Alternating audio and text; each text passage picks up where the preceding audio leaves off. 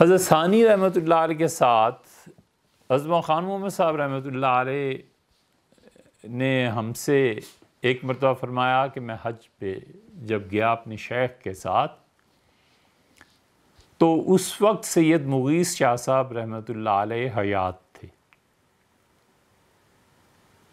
یہ واقعہ حضرت رحمۃ اللہ علیہ نے کم سے کم بھی 3 مرتبہ میں سنایا ہوگا۔ ایک مرتبہ چھتا بازار اب تو ختم ہو گیا، وہاں سے گزر رہے تھے تو حضرت رحمۃ اللہ علیہ نے سنایا تھا، ارشاد فرمایا تھا یوں ہوتا ہے، عظمہ خان محمد صاحب رحمۃ اللہ علیہ۔ ایک مرتبہ مدینہ منورہ میں ارشاد فرمایا تھا ہم سے، جنت البقیع پہ کوئی بات ہو رہی تھی تو یہ عجیب بات حضرت رحمۃ اللہ علیہ نے سنائی تھی۔ اور تیسری مرتبہ مکہ مکرمہ میں ہی جہاں رہائش تھی، وہاں ایک مرتبہ جب ہم ان سے مکتوبات شریف پڑھ رہے تھے حضرت مجدد الفسانی سرہندی رحمۃ اللہ علیہ کے، تو ایک خط پہ کوئی جملہ آ گیا تھا حضرت مجدد رحمۃ اللہ علیہ کا، رک کے ہمیں روک کے اس کے رات سے پھر یہ واقعہ سنایا تھا۔ امید ہے آپ غور کریں گے تو سمجھ جائیں گے۔ حضرت ابو سعد اور پھر ان کی خلافت سید مغیث شاہ صاحب رحمۃ اللہ علیہ، اور ادھر حضرت حضرت سعد اور ابو سعد اور ان کی خلافت حضرت ثانی، اور پھر ان کی خلافت خان محمد صاحب رحمۃ اللہ علیہ، اور ہم نے ان سے پڑھا۔ تو خان محمد صاحب رحمۃ اللہ نے فرمایا کہ میں اپنے حضرت کے ساتھ حضرت ثانی رحمۃ اللہ علیہ حاضر ہوئے جب مدینہ منورہ، تو وہ تو پھر جانے ہی نہیں دیتے تھے، دعوتیں، اپنے گھر پہ بلانا، خانقاہ سراجیہ کا تذکرہ، اپنے شیخ کا تذکرہ، دونوں پیر بھائی تھے۔ تو عظمہ خان صاحب رحمۃ اللہ اس وقت جوان تھے، تو ہم سے فرمانے لگے، جنت البقیع پہ جب کوئی گفتگو عرض کی حضرت سے، تو حضرت نے فرمایا بھئی میں اپنے حضرت کے ساتھ حضرت ثانی رحمۃ اللہ علیہ کے ساتھ ایک مرتبہ ان کے یہاں دعوت پہ گیا سید مغیث شاہ صاحب کی۔ پھر فرمایا کہ ان کا تو انتقال ہو گیا، ان کا انتقال 1391 ہجری میں ہوا تھا، آج سے کوئی 50 برس پہلے۔ انڈیا میں بجنور میں، چاندپور میں اگر کسی کے پاس ان کے حالات، کوئی کتاب، کوئی چیز ہو تو ہم مدتوں سے اس کی تلاش میں ہمیں نہیں ملی۔ اگر کوئی صاحب سنیں انڈیا کے، چاندپور بجنور کے، تو انہیں چاہیے یہ نیکی کریں، ہم ان کے لیے بہت دعا مانگیں گے، یہ نیکی ہمارے ساتھ کریں۔ تو عظمہ خان صاحب رحمۃ اللہ نے ہم سے ارشاد فرمایا کہ تم لوگوں نے تو دیکھا نہیں حضرت کو، لیکن وہ بڑے اولیاء کرام میں سے تھے،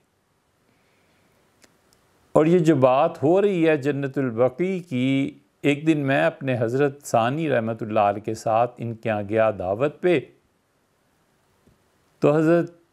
ثانی رحمۃ اللہ علیہ کی اور مولانا مغیث صاحب رحمۃ اللہ علیہ کی آپس میں گفتگو شروع ہوئی اسی جنت البقیع کے موضوع پہ۔ تو حضرت ثانی رحمۃ اللہ نے کہا کہ یہاں پہ کیا ہوتا ہے؟ انہوں نے کہا حضرت یہ ہے بات، انہوں نے کہا حضرت بہت سے لوگ جو دنیا کے مختلف حصوں میں انتقال کرتے ہیں اور حضرت رسالت مآب صلی اللہ علیہ وسلم کی محبت میں غرق ہوتے ہیں، وہ وہاں دفن کرتے ہیں، اور ان کی لاشیں میں دیکھتا رہتا ہوں یہاں آتی ہیں، اور یہاں کئی ایک ہیں جن کی لاشیں نکال کے کہیں اور بھیج دیتے ہیں۔ تو عظمہ خان صاحب رحمۃ اللہ فرماتے تھے مجھے بڑی حیرت ہوئی،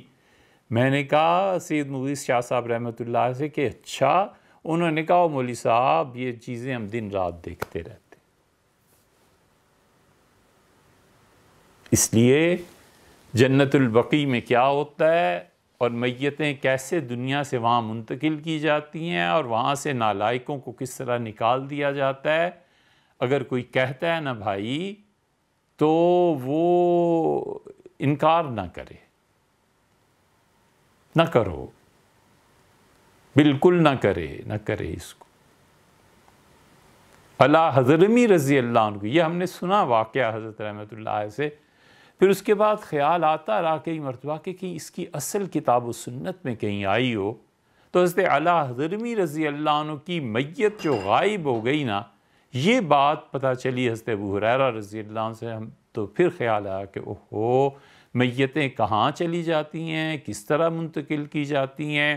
کس طرح نالائقوں کو جنت البقیع سے نکالا جاتا ہے، اور جو حضرت رسالت پناہ صلی اللہ علیہ وسلم کی محبت میں غرق ہیں انہیں کس طرح قرب جسمانی وہاں پر دیا جاتا ہے، یہ سب باتیں عقل سے بالا ہیں، لیکن ہوتا ضرور ہے۔ اب جھٹلا لو حضرت علی رضی اللہ عنہ کی روایت کو، کہو کہ وہ سارا غلط، اگر غلط ہے اور جھوٹ ہے تو آپ کس دین کی بنیاد پر کھڑے؟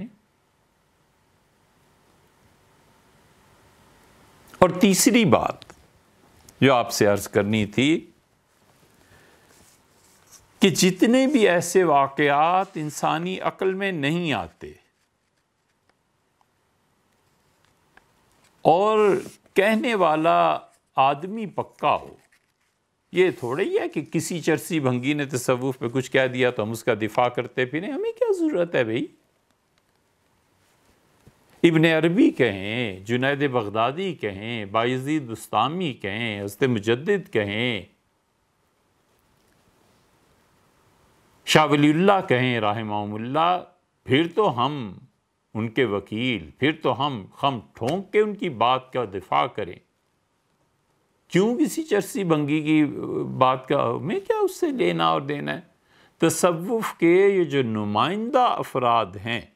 اور جن لوگوں کو اللہ نے اپنا قرب نصیب فرمایا تھا،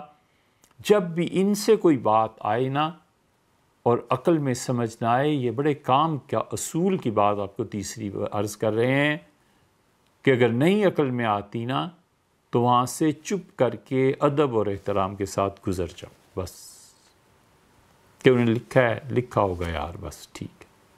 انہوں نے محسوس کیا ہے، ہوا ہوگا۔ سید مغیث شاہ صاحب رحمۃ اللہ علیہ کو کشف ہوتا تھا، جنت البقیع سے میتیں لائی اور لے جائی جاتی تھیں، نہیں عقل میں آتی،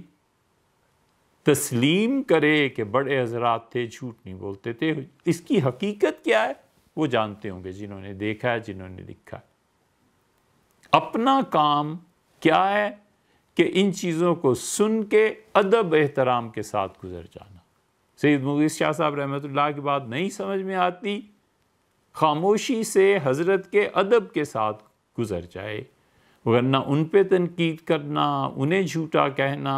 والعیاذ باللہ ان کی بے ادبی کرنا، یہ وہ ہے جو امام روم نے مثنوی میں کہا ہے کہ بے ادب محروم گشت از فضل رب، بے ادب آدمی ہمیشہ اللہ کے فضل سے محروم رہتا ہے۔ تو اس لیے تصوف میں جتنی چیزیں ہیں، یہ صوفی جو کچھ بھی کہتے ہیں نا، صوفی جو کچھ کہتا ہے بہت سوچ سمجھ کے، بڑی گہری نظر کے بعد، بشرطے کہ وہ تصوف کا حقیقی نمائندہ ہو، اس کی بات سمجھ میں آ جائے، بسم اللہ۔ نہیں آتی تو دو کام کرنے چاہیے، ایک یہ کہ اس کو جھٹلائے نہیں، اور دوسری یہ کہ ادب احترام سے گزر جائے کہ بھی میری سمجھ میں نہیں آتی تو میری سمجھ ہے کیا چیز، حضرت رحمۃ اللہ نے لکھا ہے، لکھا ہوگا، بس یہ ٹھیک۔ اس لیے ہمیں کئی مرتبہ خیال آیا کہ ہم اپنے حضرت موخانو صاحب رحمۃ اللہ علیہ کی اس بات کو